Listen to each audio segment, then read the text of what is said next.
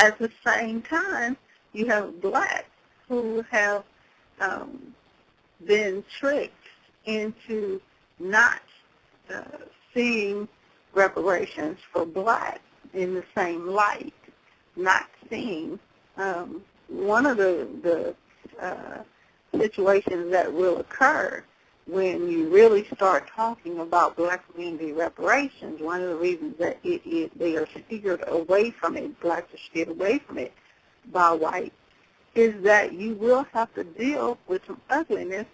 For example, you will have to deal with the fact that many white Jews are the ones who steered black people away from talking about reparations. When we ask why, it's because many Jews actually owned Negro slaves. The actual fighting between the German Jews and the so-called white supremacist Jews, you have a lot of people have that completely misconception about that, and the white Germans that were behind Hitler were actually no different than the southern whites on the northern continent, in that they were the racist Jews. They were the ones that believed in whites only and wanted they wanted the black people, the original black Jews, dead. They wanted to be able to use them physically for the different things that were needed, and then they wanted them dead. Whereas the German Jews wanted, like the northern British on this continent, the German Jews, because remember, Jews are from Germany, not from Israel. Jews are from Germany, so of the original black Germans. And so there became this civil war between whites in Germany, and that's what started the whole Jewish Holocaust situation. The Jewish Holocaust was no different than the Civil War on the northern continent, in that whites were fighting whites over the control of blacks.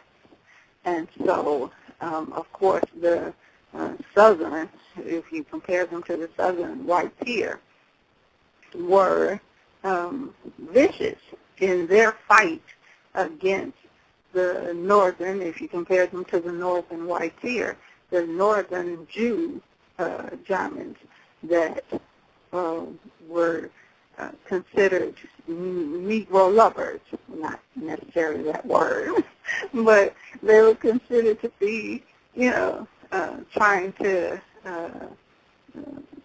give the Negroes certain things in order to get mental control of the Negroes. And it became a huge battle between these two white factions about whether the Negro should be exterminated or whether the Negro should be used for money and for profit.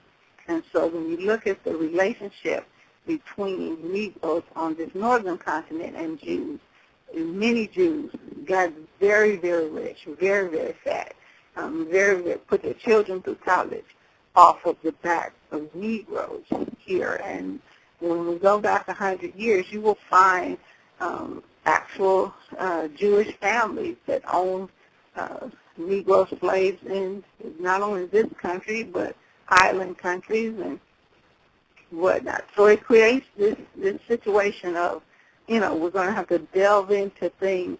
Negroes in the civil rights situation had to pretend that these Jews were their friends, and they had to ignore a lot of stuff.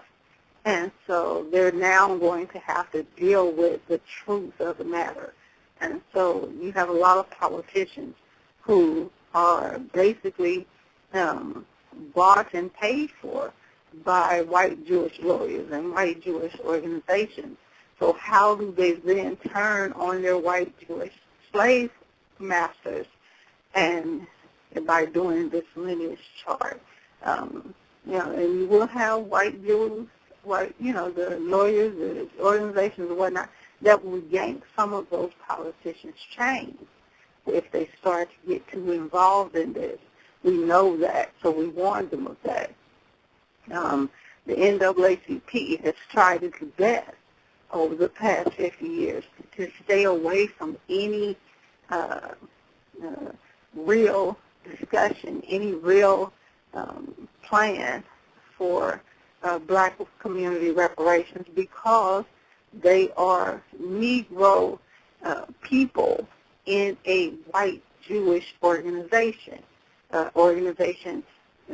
designed to profit off of the Negro situation. And a lot of people don't realize that the NAACP has taken in billions and billions of dollars over the years because of the, off of the black Negro situation. And so you got a lot of people to talk about freedom of speech and all this good stuff. But when it comes to the truth about those situations, they tend to try and stifle and control that speech so that it does not bring up those skeletons that are buried and behind that closet door and whatnot. And unfortunately, it has not made the situation better. By ignoring the big giant elephant in the room, it has just been consuming and eating more and getting bigger. So if people are serious about really tackling this whole black community, how it can be fixed and repaired itself, then the first thing they're going to have to do is the black community is going to have to tackle these issues. We're going to have to be honest about who did what. And yes, they don't have into slavery. But if the average black in the black community now, if somebody does something, they'll call Klan police officers and watch Klan police officers take that black person away. Well, they are no different than those blacks in ancient times that sold blacks to whites. They are no different. They try to think of themselves as different, but they really aren't. If you call the white de facto control, the white control de facto child slave trade on your neighbor, it is no different than you calling a group of Klan members to come and snatch that black child away, or a group of whites to come and snatch that black child away from its mother, away from its family.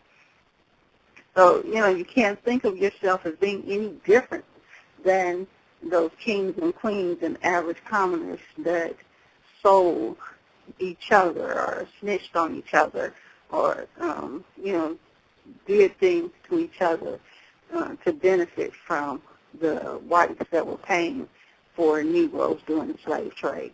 So it's going to get ugly, and we know that, but it comes from an ugly history. Things were pretty bad, and we're going to have to deal with exactly how bad things were in the tracking of these last names.